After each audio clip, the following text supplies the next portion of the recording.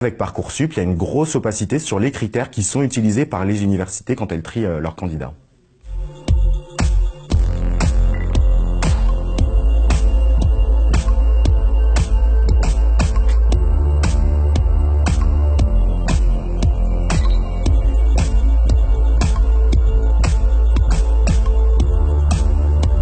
Ce code source, il explique un petit peu comment ça marche techniquement, comment on va traiter les dossiers des différents candidats. Parcoursup, ça fonctionne en 3 étapes. Première étape, les étudiants font des candidatures. Ils candidatent à différentes formations. Deuxième étape, les universités et les écoles et les lycées reçoivent ces candidatures et vont trier les différents candidats. Là, ils ont la possibilité de créer leur propre algorithme, les algorithmes locaux, pour trier les candidats selon leurs critères propres, notamment les notes, les appréciations des professeurs, la fiche à venir aussi, les lettres de motivation. Donc tout ça, ça entre en compte dans cette deuxième phase.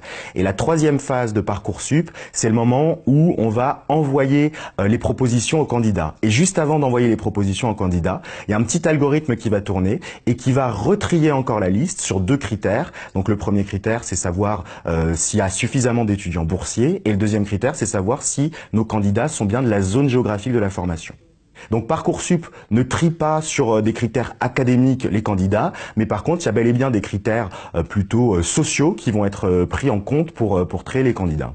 Nous, ce qu'on a, c'est l'algorithme de la troisième phase, de la phase de l'envoi des propositions aux candidats. On sait concrètement comment Parcoursup va trier les listes de candidats et comment ils vont faire pour envoyer des propositions. Ce qu'on ne sait pas, c'est quels sont les critères et quels sont les algorithmes utilisés localement, université par université, pour trier ces candidats. Et ça, c'est une information qui nous manque aujourd'hui. Les universités peuvent faire absolument ce qu'elles veulent. On a eu des témoignages d'universités qui, par exemple, regardaient à la fois les moyennes des candidats, mais aussi les pourcentages de réussite au bac, et qui disait plus un lycée a de pourcentage de réussite au bac, plus on va favoriser ses candidats. Ils n'ont pas à dire aujourd'hui la manière dont ils ont trié les candidats. Et donc ils peuvent avoir utilisé des critères extrêmement arbitraires, dont certains qui sont parfois un peu révoltants, comme le fait de dire qu'on va faire baisser les élèves qui sont redoublants, qui ont redoublé dans leur scolarité. Ça, c'est des critères qui ont été utilisés, qui sont pas utilisés partout dans Parcoursup, mais ponctuellement, certaines formations ont pu utiliser ces critères.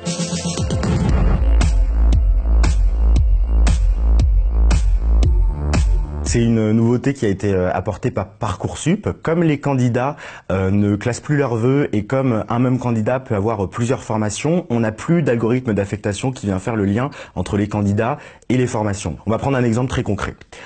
Si je suis directeur d'un BTS informatique, que j'ai 50 places et que je reçois 500 candidatures, traditionnellement avec APB, je triais mes 500 candidats et les candidats numérotés de 0 à 100, souvent ils partaient ailleurs parce qu'ils n'avaient pas vraiment envie de faire ce BTS et qui venaient là, qui l'avaient mis un peu en roue de secours. Sauf que maintenant avec Parcoursup, comme les candidats ne trient plus leurs vœux en amont, on ne sait plus où est-ce qu'ils ont envie d'aller et si on accepte seulement les 50 premiers candidats, on sait pertinemment qu'ils vont pas venir.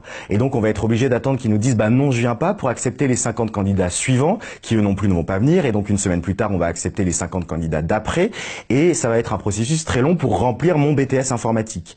Mais maintenant j'ai une autre option et c'est une option qui a été donnée par le ministère cette année, c'est de dire puisque vous savez que traditionnellement c'était plutôt les candidats classés 100-200 qui venaient, et au lieu d'accepter 50 candidats, vous avez qu'à dire que vous acceptez 250 candidats. Comme ça, il y aura 250 personnes qui obtiendront un oui en se connectant et après, croisez les doigts pour que seulement 50 acceptent. Et ça vraiment c'est quelque chose qui a été fait par certaines formations qui est assez dangereux pour elles et qui n'existait pas avec APB parce qu'APB n'avait pas à prendre en compte ce cas de figure-là. À la rentrée, on peut effectivement se retrouver avec des universités qui seront surbookées où il y aura trop de candidats. Alors après avoir, toutes les formations n'ont pas utilisé cette possibilité d'overbooking, mais celles qui l'ont fait prennent un risque assez important.